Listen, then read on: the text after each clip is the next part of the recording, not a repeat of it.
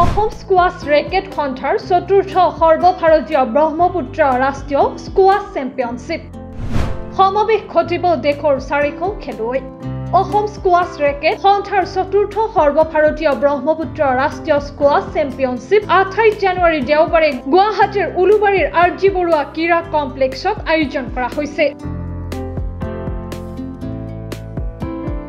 এই চেম্পিয়নশ্বিপ লৰা আৰু ছোৱালীৰ 11, 13, 15, 17 আৰু 19 বছৰ অনুৰ্ধৰ লগতে পুৰুষ আৰু মহিলাৰ কেটেগৰীত অনুষ্ঠিত হ'ব।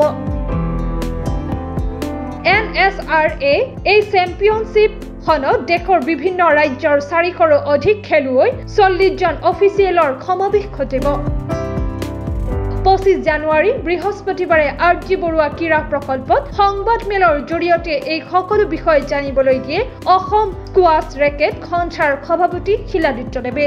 জানুৱাৰীৰ পৰা আমাৰ 4th all India Brahmaputra squash championship আৰম্ভ হ'ব।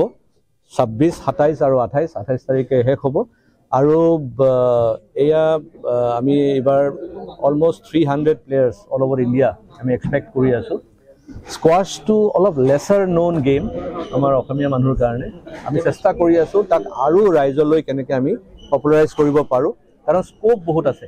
ইতিমধ্যে যোৱা পৰহি খেলো ইণ্ডিয়াত অসম টীম ব্ৰঞ্জ মেডেল পাইছে, এইটো আমাৰ কাৰণে বহুত উৎসাহৰ কথা, কাৰণ আমাৰ স্কোৱাছ এক প্ৰকাৰে ক'ব গ'লে যদি আমি প্ৰফেশ্যনেলি যদি খুব মানে তাক লৈছোঁ, date is from 2016 South Asian গেমছৰ পৰা। সেইকাৰণে 2016ৰ পিছত আমি কৰোণাৰ কাৰণে 2 বছৰ প্ৰায় বন্ধ আছিলে, আদাৰ লট অফ ফাইনেন্সিয়েল প্ৰব্লেমছ আছিলে। তাৰ মাজতো আমি আজি অসম ব্ৰঞ্জ মেডেল কমচে কম খেলো ইণ্ডিয়াত আমি আনিছোঁ। এইটো আমাৰ কাৰণে এটা ডাঙৰ বষ্ট আৰু আমি আশা ৰাখিছোঁ আগন্তুক দিনত আমি আৰু ইম্প্ৰুভ কৰিব পাৰিম। নেশ্যনেল গেমছ ইতিমধ্যে আমি 2বাৰ ৰিপ্ৰেজেণ্ট কৰিছোঁ। যেতিয়া গুজৰাটত হৈছিল যোৱা বছৰ, তেতিয়াও অসম টীম তাতে যোগদান কৰিছিলে আৰু এই বছৰো গোৱাত যেতিয়া নেশ্যনেল গেমছ হ'ল তাতেও অসম টীম পাৰ্টিচিপেট কৰিছিলে। সেইকাৰণে আমি অল ইণ্ডিয়া লেভেলত যদি চায়, কাৰণ তামিলনাডু, মহাৰাষ্ট্ৰ, ৰাজস্থান তেওঁলোকৰ পিছতে এতিয়া আপুনি অসমকো এটা পজিশ্যনত আমি লৈ গৈছোঁ। অসমৰ পৰা প্ৰায় 25-26 প্লেয়াৰ্ছ পাৰ্টিচিপেট কৰিব। সংবাদমেলখনত উপস্থিত থাকে অসম স্কোৱাছ ৰেকেট সন্থাৰ সভাপতি শিলাদিত্যদেৱ, সম্পাদক ৰাকেশ তিৱাৰী, যুটীয়া সম্পাদক অশোক তালুকদাৰ, কোষাধ্যক্ষ দীপজ্যোতি শৰ্মা।